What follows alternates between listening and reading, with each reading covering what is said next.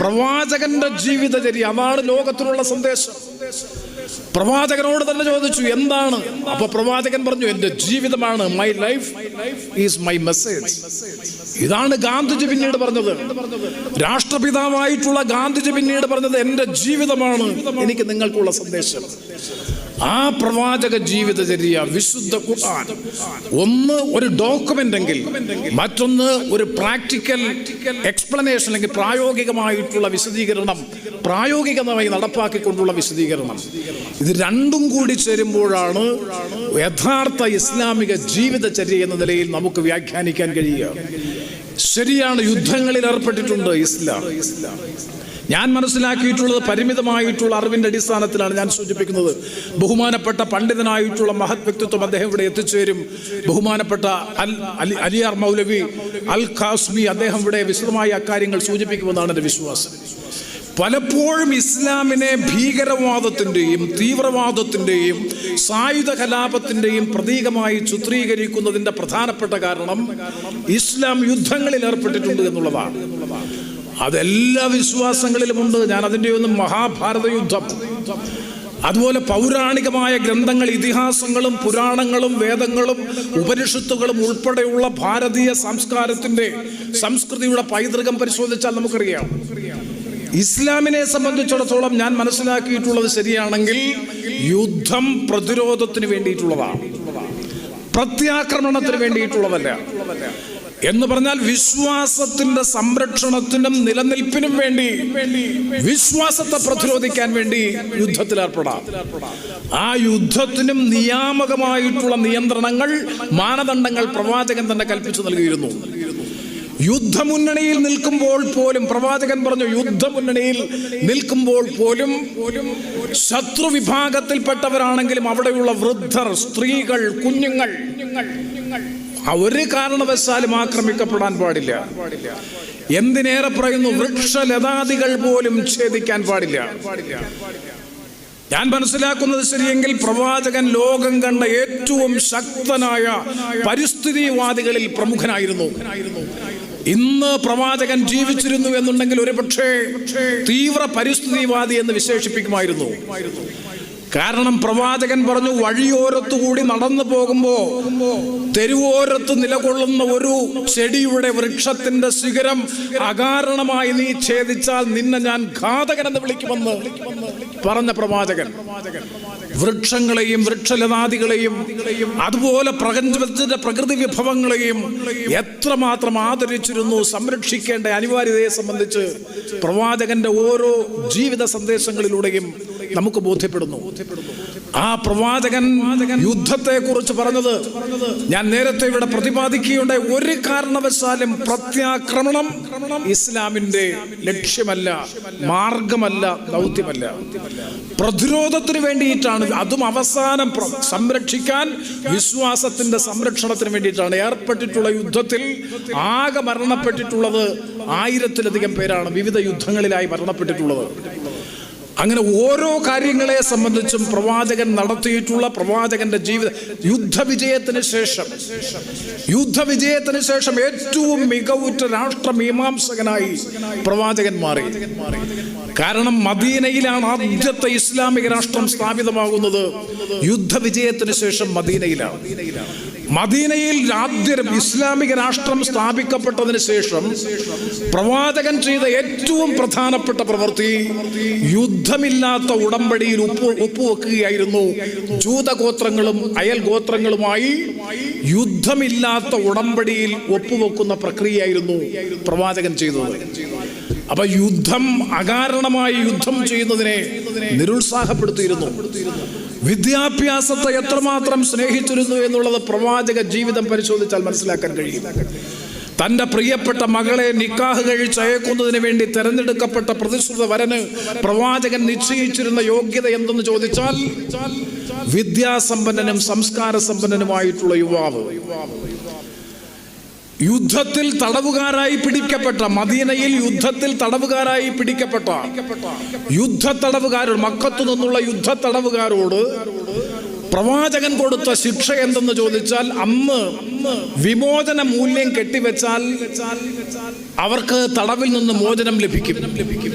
ആ വിമോചന മൂല്യം കെട്ടിവെക്കാൻ നിവൃത്തിയില്ലാത്ത തടവുകാരോട് പ്രവാചകൻ നിർദ്ദേശിച്ചത് മദീന പട്ടണത്തിലെ 10 കുട്ടികളെ വെച്ച് എഴുത്തും വായനയും പഠിപ്പിക്കണം എന്നതായിരുന്നു പ്രവാചകൻ പറഞ്ഞത്. ചീനയിൽ പോയിട്ടാണെങ്കിലും വിദ്യ അഭ്യസിക്കണമെന്ന് സമൂഹത്തോട് പ്രഖ്യാപിച്ച പ്രവാചകൻ അറിവ്, വിജ്ഞാനം, ഏറ്റവും മഹത്തരമായ, അനശ്വരവും അമൂല്യവുമായിട്ടുള്ള ആസ്തിയാണ് അറിവ്, വിജ്ഞാനമെന്ന് ലോകത്തെ പഠിപ്പിച്ചു. അപ്പൊ ചൈനയിൽ പോയി സാഹസികമായിട്ടാണെങ്കിൽ പോലും വിദ്യ അഭ്യസിക്കണമെന്ന് പഠിപ്പിച്ച, മദീനയിലെ കുഞ്ഞുങ്ങളെ എഴുത്തും വായനയും പഠിപ്പിക്കണമെന്ന് യുദ്ധത്തടവുകാർക്ക് വിമോചന മൂല്യം നൽകാൻ നിവൃത്തിയില്ലാത്ത യുദ്ധത്തടവുകാരോട് നിർദ്ദേശിച്ച ആ പ്രവാചകൻ വിജ്ഞാനത്തിന്റെ നിറകുടമായിരുന്നു എന്നുള്ളതും ചരിത്രം രേഖപ്പെടുത്തുന്നു. അപ്പോ ഈ സമൂഹത്തിൽ ഞാൻ പ്രാരംഭത്തിൽ സൂചിപ്പിച്ചതുപോലെ അനാചാരങ്ങളും അന്ധവിശ്വാസങ്ങളും നിറഞ്ഞ ഒരു സാമൂഹ്യ അന്തരീക്ഷത്തിൽ അന്ധകാര നിബിഡമായിരുന്ന ഒരു സമൂഹത്തെ പ്രകാശപൂരിത സമൂഹമായി പരിവർത്തനം ചെയ്യുന്നതിൽ പ്രധാനപ്പെട്ട പങ്കുവഹിച്ച, ലോകത്ത് തന്നെ ഏറ്റവും കൂടുതൽ ആദരിക്കപ്പെടുന്ന അന്ത്യപ്രവാചകനായ മുഹമ്മദ് നബി തിരുമേനി സ്നേഹത്തിന്റെയും സൗഹൃദത്തിന്റെയും സാഹോദര്യത്തിന്റെയും കാരുണ്യത്തിന്റെയും ഉദാത്തവും ഉജ്ജ്വലവുമായ മാതൃകയായിരുന്നു എന്ന് ചരിത്രം പഠിച്ചാൽ, പരിശോധിച്ചാൽ നമുക്കറിയാം. വരിവരിയായി കടന്നു പോകുന്ന ഉറുമ്പിനെ പോലും അകാരണമായി ഉപദ്രവിക്കാൻ പാടില്ല എന്ന് പഠിപ്പിച്ച പ്രവാചകൻ, ഊരിപ്പിടിച്ച വാളുമായി 3 പ്രാവശ്യം തന്നെ കൊലപ്പെടുത്താൻ വന്ന, കുതിരപ്പുറത്ത് തന്നെ കൊലപ്പെടുത്താൻ വന്ന ഘാതകനെ തന്റെ അംഗരക്ഷകർ ഉണരുന്നതിന് മുമ്പ് ആ ഘാതകനെ മാപ്പ് കൊടുത്ത് തിരിച്ചയച്ച പ്രവാചകനായ മുഹമ്മദ് നബി തിരുമേനിക്ക് എങ്ങനെയാണ് തീവ്രവാദത്തെ, ഭീകരവാദത്തെ അല്ലെങ്കിൽ ഹിംസയെ പ്രോത്സാഹിപ്പിക്കാൻ കഴിയുക? അതുകൊണ്ട് കാരുണ്യത്തിന്റെ, സ്നേഹത്തിന്റെ, സൗഹൃദത്തിന്റെ, സാഹോദര്യത്തിന്റെ, അതിനേക്കാൾ ഉപരിയായി ജാതിമത സാമുദായിക വിഭാഗീയതകൾക്കപ്പുറത്ത്, ഭേദങ്ങൾക്കപ്പുറത്ത് മാനവികതയുടെ മഹദർശനം ലോകത്തുയർത്തിപ്പിടിച്ച, ധാർമ്മികതയുടെ മൂല്യങ്ങൾ ഉയർത്തിപ്പിടിച്ച, സത്യത്തിന്റെയും നീതിബോധത്തിന്റെയും ദർശനം ഉയർത്തിപ്പിടിച്ച മഹത്തരമായ ഒരു ജീവിതചര്യ ലോകത്തിന് പ്രദാനം ചെയ്യുകയും അത് സ്വജീവിതത്തിലൂടെ പ്രാവർത്തികമാക്കുകയും ചെയ്ത പ്രവാചകനായ മുഹമ്മദ് നബി തിരുമേനി ലോകം കണ്ട ഏറ്റവും മികവുറ്റ ഭരണാധികാരികളിൽ ഒരാളായിരുന്നു. ഭരണം ഏറ്റെടുത്ത് 30 ദിവസങ്ങൾക്കുള്ളിൽ സക്കാത്ത് വാങ്ങാൻ ആളില്ലാത്തവരായി മദീന രാഷ്ട്രം മാറി. സാമ്പത്തിക സമത്വത്തിന്റെ ദർശനം പ്രവാചകൻ ഉയർത്തിപ്പിടിച്ചിരുന്നു. വിശുദ്ധ ഇസ്ലാമിക ദീനുൽ ഇസ്ലാം അനുസരിച്ച്, ദർശനമനുസരിച്ച് നിങ്ങൾക്കറിയാം, ഇസ്ലാമിക സൗധത്തെ താങ്ങി നിർത്തുന്നത് 5 സുപ്രധാനമായിട്ടുള്ള കൽത്തൂണുകളാണ്. ഒന്ന് അചഞ്ചലമായ വിശ്വാസം, പരമകാരുണികനായ ഏകദൈവത്തിലുള്ള അചഞ്ചലമായ വിശ്വാസം. ആ വിശ്വാസമാണ് ഇസ്ലാമിന്റെ ഏറ്റവും വലിയ കരുത്ത്. ആ വിശ്വാസത്തിന്റെ അവസാന പ്രചാരകനായിരുന്ന മുഹമ്മദ് നബി എന്ന ചരിത്രത്തെ, സത്യത്തെ സാക്ഷ്യപ്പെടുത്തുന്ന വിശ്വാസം. ആ അചഞ്ചലമായ വിശ്വാസമാണ് കർമ്മത്തിന് ആധാരം, പ്രവൃത്തിക്ക് ആധാരമായി വരുന്നത്. ആ വിശ്വാസം മുറുകെ പിടിക്കുന്നതാണ് ഈ ഇസ്ലാം എന്ന് പറയുന്ന സൗധത്തെ താങ്ങി നിർത്തുന്ന 5 കൽത്തൂണുകളിൽ ഏറ്റവും പ്രഥമമായിട്ടുള്ള കൽത്തൂണ്. 5 നേരവും മുറതെറ്റാതെ കൃത്യതയോടുകൂടി നിസ്കരിക്കണമെന്ന് നിഷ്കർഷിക്കുന്ന ഏറ്റവും പ്രധാനപ്പെട്ട കർമ്മം. അതും ശരീരവും മനസ്സും ഏകാഗ്രതയിൽ അർപ്പിച്ചുകൊണ്ട്, സർവ്വതും ദൈവത്തിൽ അർപ്പിച്ചുകൊണ്ട് 5 നേരവും നിസ്കരിക്കണമെന്ന് നിഷ്കർഷിക്കുന്നത്. 3 ഉള്ളവൻ ഇല്ലാത്തവന് ഉള്ളവന്റെ നിയതമായ അംശം സക്കാത്തായി, സൗജന്യമായി നൽകണമെന്നുള്ളത്. ഞാൻ പല യോഗങ്ങളിലും സംസാരിക്കുമ്പോൾ സൂചിപ്പിക്കാറുണ്ട്. സത്യത്തിൽ മനുഷ്യാവകാശ പ്രഖ്യാപനമെന്ന് പറയുന്നത് ഏറ്റവും പ്രധാനപ്പെട്ട ഇതാണ്. എന്നെ ഏറ്റവും കൂടുതൽ ആകർഷിച്ചിട്ടുള്ള സന്ദേശങ്ങളിലൊന്നും ഇത് തന്നെയാണ്. ഉള്ളവന്റെ നിയതമായ അംശം ഇല്ലാത്തവന് സക്കാത്തായി, സൗജന്യമായി നൽകണം. അവിടെ തീരുന്നില്ല. അതിനോടൊപ്പം ചേർത്ത് പറയുന്നു, അത് ഉള്ളവന്റെ ചുമതലയും ഇല്ലാത്തവന്റെ അവകാശവുമാണ്. മൂലധന വരുമാനത്തിന്റെ 2 മുതൽ 3% വരെയും, വാർഷിക വരുമാനത്തിന്റെ കാർഷിക വരുമാനത്തിന്റെ 10 മുതൽ 20% വരെയും നീ ഇല്ലാത്തവന് കൊടുക്കണമെന്ന് പറയുമ്പോ അത് കൊടുക്കേണ്ടത് നിന്റെ ചുമതലയാണ്, ഉത്തരവാദിത്വമാണ്. ദയ തോന്നി, അനുകമ്പ തോന്നി കൊടുക്കുന്നതല്ല, കാരുണ്യം തോന്നി കൊടുക്കുന്നതല്ല, നിന്റെ ചുമതലയാണ്, റെസ്പോൺസിബിലിറ്റി, ഉത്തരവാദിത്വമാണ്.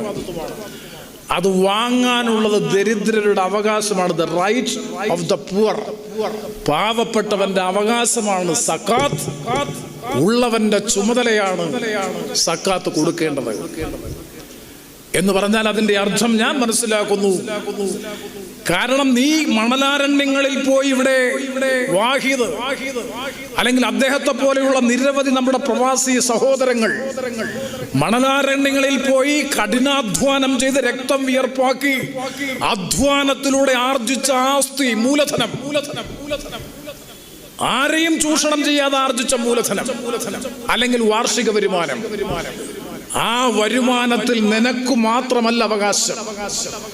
കാരണം വാഹിദ വരുമാനം ഉണ്ടാക്കിയത് ഈ പ്രപഞ്ചത്തിലെ മുഴുവൻ ജീവജാലങ്ങൾക്കും അനുഭവിക്കാൻ അവകാശപ്പെട്ട പ്രകൃതി വിഭവങ്ങൾ വിനിയോഗിച്ചുകൊണ്ടാണ് നീ വരുമാനവും ആസ്തിയും വർദ്ധിപ്പിച്ചതെങ്കിൽ ആ വരുമാനത്തിലും ആസ്തിയിലും മറ്റു ജീവജാലങ്ങൾക്കും പാർശ്വവൽക്കരിക്കപ്പെട്ട പാവപ്പെട്ടവൻ അവകാശമുണ്ട്.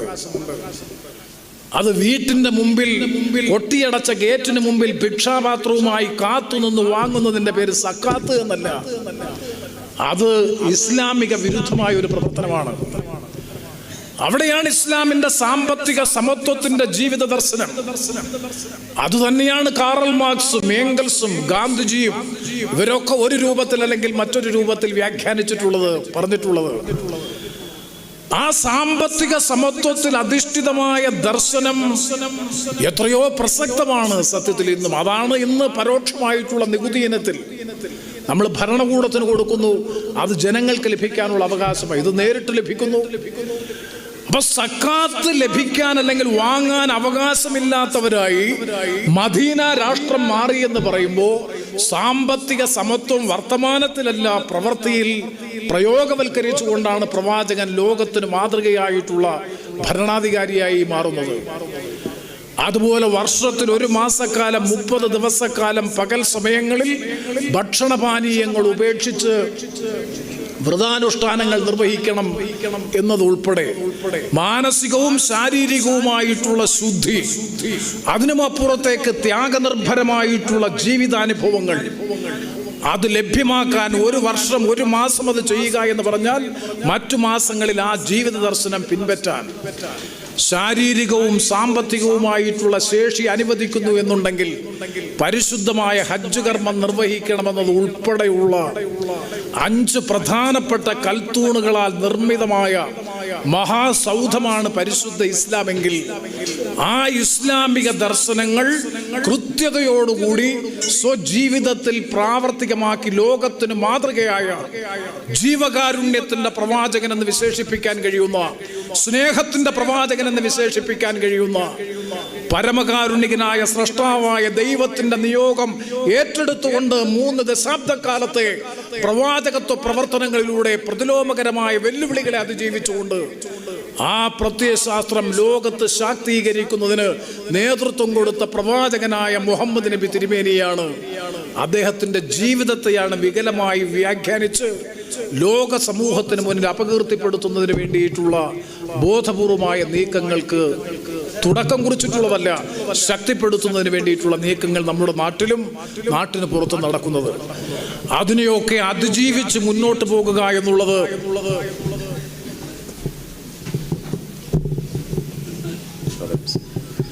ബഹുമാനപ്പെട്ട മുഖ്യ പ്രഭാഷകൻ മൗലവി അവർകൾ, അദ്ദേഹം ഇവിടെ എത്തിച്ചേർന്നിട്ടുണ്ട്. ബഹുമാനപ്പെട്ട അലിയാർ മൗലവി അൽ ഖാസ്മി അവർകൾ ഇവിടെ എത്തിച്ചേർന്നിട്ടുണ്ട്. അദ്ദേഹമാണ് ഈ സമ്മേളനത്തിൽ പ്രധാനപ്പെട്ട പ്രഭാഷണം നിർവഹിക്കുന്നത്. ഞാൻ എൻ്റെ സംസാരം പരിമിതപ്പെടുത്തുന്നു. ഞാൻ സൂചിപ്പിച്ചു വന്നത്, സംസാരിച്ചു വന്നത്, ആ മഹത് ദർശനത്തെ വികലമായി വ്യാഖ്യാനിക്കാനും ഇവിടെ സ്വാഗത പ്രസംഗത്തിൽ പറഞ്ഞതുപോലെ പകയും വിദ്വേഷവും, മനുഷ്യനും തമ്മിൽ പകയും വിദ്വേഷവും വളർത്തി സംഘർഷഭരിതമാക്കി സമൂഹത്തെ മാറ്റി വിഭാഗീയതയിലൂടെ മതപരമായ ധ്രുവീകരണം സൃഷ്ടിച്ച് സങ്കുചിതവും നിക്ഷിപ്തവുമായ അധികാര താല്പര്യങ്ങൾ സംരക്ഷിക്കാനുള്ള നീക്കത്തെ തിരിച്ചറിഞ്ഞ് പ്രതിരോധിക്കുക എന്നുള്ളതാണ് മതേതര സമൂഹത്തിൽ നമ്മളിൽ ഏവരിലും അർപ്പിതമായിട്ടുള്ള ചുമതല, ഉത്തരവാദിത്വം.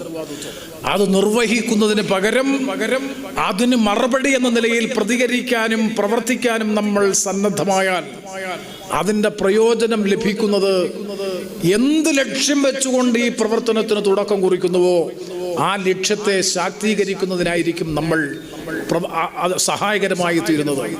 ഞാൻ എൻ്റെ സംസാരം ദീർഘിപ്പിക്കുന്നില്ല. പ്രവാചകനായ മുഹമ്മദ് നബി തിരുമേനി ഒരുപാട് പരീക്ഷണങ്ങളെ അതിജീവിച്ചിട്ടുണ്ട്, ഒരുപാട് പ്രതിലോമകരമായ പ്രതിസന്ധികളെ അതിജീവിച്ചിട്ടുണ്ട്. കാരണം ഈ സത്യവിശ്വാസ പ്രസ്ഥാനത്തിന്റെ പ്രവർത്തനം ആരംഭിച്ചപ്പോ ആ കാലയളവിൽ, ആ നൂറ്റാണ്ടിൽ അപരിഷ്കൃതമായിട്ടുള്ള ലോക ചരിത്രകാരന്മാർ ഡാർക്ക് ഏജ് അഥവാ ഇരുണ്ട യുഗമെന്ന് വിശേഷിപ്പിക്കുന്ന ആ കാലഘട്ടത്തിൽ പെൺകുഞ്ഞാണ് പിറക്കുന്നതെങ്കിൽ പെൺകുഞ്ഞിനെ ചുട്ടുപൊള്ളുന്ന മണലിൽ പച്ച ജീവനോടുകൂടി കുഴിച്ചു മൂടുന്ന പ്രാകൃതമായ അവസ്ഥ, മദ്യപാനവും അതുപോലെ തന്നെ മയക്കുമരുന്നും വ്യഭിചാരവും ഉൾപ്പെടെയുള്ള ചൂതുകളിയും ഉൾപ്പെടെയുള്ള എല്ലാ സാമൂഹ്യ വൈകൃതങ്ങളും ശക്തമായി നിലനിന്നൊരു കാലഘട്ടം. ആ അനാചാരങ്ങൾ, അന്ധവിശ്വാസങ്ങൾ കൊണ്ട് നിറഞ്ഞിരുന്ന ഒരു കാലഘട്ടത്തിൽ സത്യവിശ്വാസത്തിന്റെ വിളക്കുമായി പ്രവാചകത്വ പ്രവർത്തനത്തിന് തുടക്കം കുറിച്ചപ്പോ വിശ്വാസികൾ പ്രവാചകന്റെ സത്യവിശ്വാസത്തോട് ആകർഷണീയമായപ്പോൾ അവിടുത്തെ പ്രമാണിത്വ വർഗത്തിന് മനസ്സിലായി തങ്ങളുടെ പ്രമാണിത്വ വർഗത്തിന്റെ കോട്ടകൾ കുലച്ചിൽ തട്ടുന്നു എന്ന് മനസ്സിലാക്കിയപ്പോ അവിടുത്തെ പ്രമാണിത്വ വർഗം പ്രതിനിധിയെ അയച്ചു, ദൂതനെ അയച്ചു പ്രവാചകന്റെ മുമ്പിൽ. പ്രവാചകന്റെ മഹത്വം കാണണമെന്നുണ്ടെങ്കിൽ ആ ഒരൊറ്റ കാര്യം മാത്രം ശ്രദ്ധിച്ചാൽ മതി. പ്രവാചകനോട് പറഞ്ഞു, അല്ലയോ മുഹമ്മദേ, എന്താണ് അങ്ങയുടെ ആവശ്യം? അങ്ങേക്ക് ഭരണാധികാരിയാകാനാണ് ആഗ്രഹമെങ്കിൽ ഞങ്ങൾ ഈ അറേബ്യയിലെ ഒരു പ്രവിശ്യയുടെ ഭരണാധികാരിയായി അങ്ങയെ നിയോഗിക്കാം. സമ്പത്താണ് ആഗ്രഹിക്കുന്നതെങ്കിൽ ആഗ്രഹിക്കുന്ന പണം നൽകാം. അതല്ല, ഇഷ്ടമുള്ള പെൺകുട്ടിയെ വിവാഹം കഴിക്കണമെന്നുണ്ടെങ്കിൽ നിങ്ങൾ പറയുന്ന സൗന്ദര്യമുള്ള ആഗ്രഹിക്കുന്ന പെൺകുട്ടിയെ വിവാഹം കഴിച്ചു തരാം. ഒറ്റ വ്യവസ്ഥ. ആ വ്യവസ്ഥ മറ്റൊന്നുമായിരുന്നില്ല. നിങ്ങൾ മനസ്സിലാക്കണം, ആ കാലഘട്ടത്തിൽ കനത്ത കടന്നാക്രമണം നേരിട്ട് കൊണ്ടിരിക്കുന്ന ഒരു കാലഘട്ടം. നടക്കുന്ന വഴിയെ മുള്ളു വിതറുക, ചീമുട്ടയെറിയുക, ഭീകരമായിട്ടുള്ള കടന്നാക്രമണങ്ങൾ നേരിട്ട് കൊണ്ടിരിക്കുന്ന കാലഘട്ടത്തിൽ ഭരണാധികാരിയാകാൻ, സമ്പന്നനാകാൻ, ഇഷ്ടമുള്ള പെൺകുട്ടിയെ വിവാഹം കഴിച്ചു തരാം. പക്ഷെ ഒറ്റ വ്യവസ്ഥ, നീ ഈ വിശ്വാസ പ്രമാണത്തെ ഉപേക്ഷിക്കണം. പ്രവാചകൻ പറഞ്ഞ മറുപടി, എന്റെ വലങ്കയിൽ സൂര്യനെയും ഇടങ്കയിൽ ചന്ദ്രനെയും വെച്ച് തന്നിട്ട് ഈ സത്യവിശ്വാസ പ്രസ്ഥാനത്തെ ഉപേക്ഷിക്കണമെന്ന് എന്നോട് പറഞ്ഞാൽ പരമകാരുണികനായ സ്രഷ്ടാവായ അല്ലാഹുവാണ് സത്യം. ഒന്നുകിൽ ഞാൻ ഈ വിശ്വാസത്തെ ഈ മണ്ണിൽ പ്രാവർത്തികമാക്കും, അല്ലെങ്കിൽ പ്രാവർത്തികമാകുന്ന മധ്യേ ഞാൻ മരിച്ചു വീഴും. രണ്ടിലേതെങ്കിലും ഒന്ന് സംഭവിക്കുന്നത് വരെ ഞാൻ ഈ ദൗത്യം തുടരും. അതാണ് പ്രവാചകന്റെ ഇച്ഛാശക്തി, വിശ്വാസത്തിന്റെ കരുത്ത്, വിശ്വാസത്തിന്റെ കരുതൽ, വിശ്വാസത്തിന്റെ ശക്തി. ആ വിശ്വാസ പ്രമാണമാണ് ഇന്ന് ലോകത്ത് ഏറ്റവും കൂടുതൽ ചർച്ച ചെയ്യപ്പെട്ടുകൊണ്ടിരിക്കുന്നത്.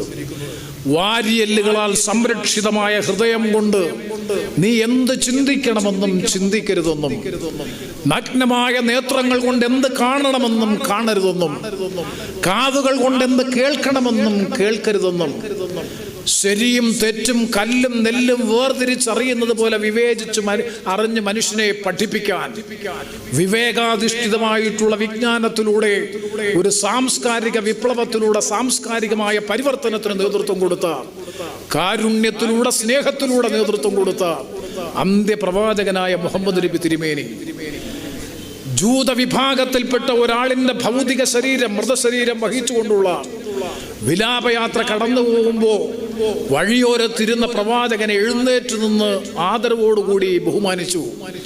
കൂടെ ഉണ്ടായിരുന്നവർ ചോദിച്ചു, ജൂതൻ നമ്മുടെ വിശ്വാസത്തെ എതിർക്കുന്ന യഹൂദ വിഭാഗത്തിൽപ്പെട്ടവന്റെ ഭൗതിക ശരീരത്തെ ഇങ്ങനെ ആദരിക്കേണ്ടതുണ്ടോ? മറുപടി, അതൊരു മനുഷ്യന്റെ ഭൗതിക ശരീരമാണ്. മാനവികതയുടെ ദർശനമാണ് ഇസ്ലാം പ്രതിനിധീകരിക്കുന്നത്.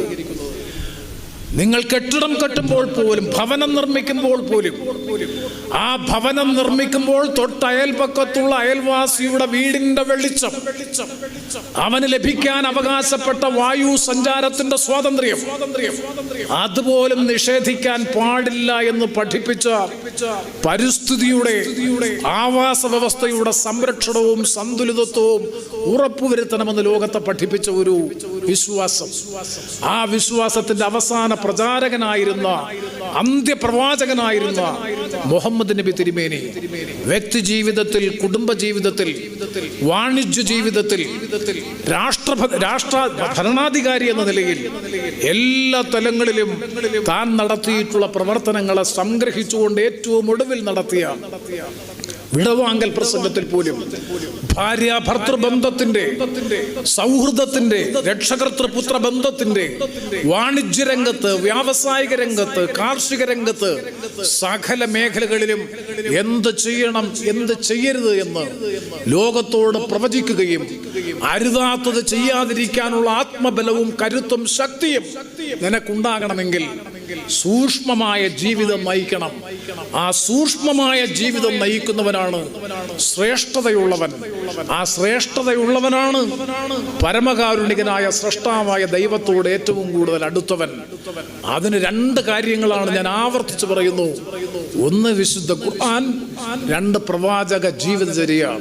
ഇത് രണ്ടും പിൻപറ്റി ജീവിക്കുന്ന ഒരാളെ സംബന്ധിച്ചിടത്തോളം ജീവിതത്തിൽ ക്ലേശവും ബുദ്ധിമുട്ടും പ്രയാസവും അനുഭവിക്കേണ്ടി വരില്ല എന്ന് ലോകത്തെ പഠിപ്പിച്ച് ഈ ലോകത്തോട് വിട പറഞ്ഞ പ്രവാചകനായ മുഹമ്മദ് നബി തിരുമേനിയുടെ ഓർമ്മകൾ വെളിച്ചത്തിൻ്റെതാണ്, പ്രകാശത്തിൻ്റെതാണ്, സ്നേഹത്തിൻ്റെയും കാരുണ്യത്തിൻ്റെയും നീതിബോധത്തിൻ്റെയും മാനവികതയുടെയും പ്രകാശമാണ് പ്രവാചകൻ ലോകത്തിന് പ്രദാനം ചെയ്തത്.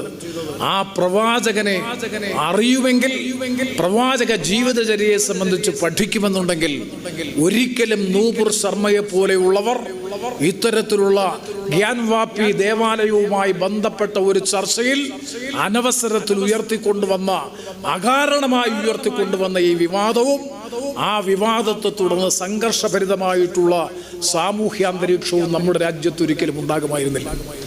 ഇതൊന്നും ഒറ്റപ്പെട്ട സംഭവമാണ് എന്നൊരിക്കലും നിശ്ചയിക്കാനോ വിലയിരുത്താനോ കഴിയില്ല. ഞാൻ ഒരു രാഷ്ട്രീയ പ്രശ്നത്തിലേക്ക് കടന്നു പോകാൻ ആഗ്രഹിക്കുന്നില്ല. ഒന്നുകൂടി പറഞ്ഞ് ഞാൻ അവസാനിപ്പിക്കാം. ഇന്ന് രാവിലെ ഇന്നത്തെ പത്രം കണ്ടപ്പോൾ, ഇന്നലത്തെ പത്രം കണ്ടപ്പോൾ സത്യത്തിൽ ഞെട്ടി. മതനിരപേക്ഷതയുടെ ഉജ്ജ്വലമായ പ്രതീകമാണ് ഇന്ത്യൻ പാർലമെന്റ്. ഒരു പാർലമെന്റ് അംഗമെന്ന നിലയിൽ അത് പറയാതിരിക്കാൻ നിവൃത്തിയില്ല. 1947 മുതൽ 41 2 വർഷവും 18 മാസവും 11 ദിവസവും ഭരണഘടനാ നിർമ്മാണ സഭ ചർച്ച ചെയ്തു. ഇന്ത്യൻ ഭരണഘടനയെ കുറിച്ച് തലങ്ങും വിലങ്ങും ചർച്ച ചെയ്തു.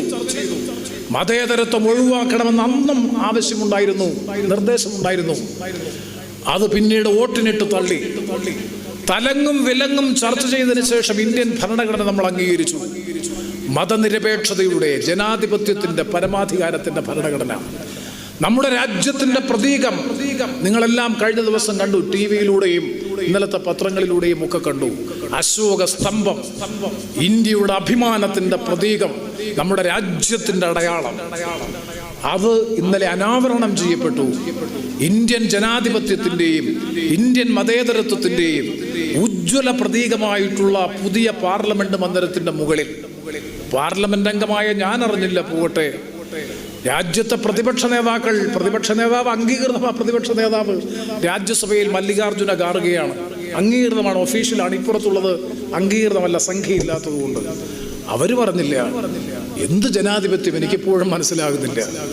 മാത്രവുമല്ല, മതനിരപേക്ഷത ഇന്ത്യൻ ഭരണഘടനയിൽ ഏറ്റവും കൂടുതൽ ചർച്ച ചെയ്തത് ഈ മതേതരത്വത്തെ സംബന്ധിച്ചായിരുന്നു.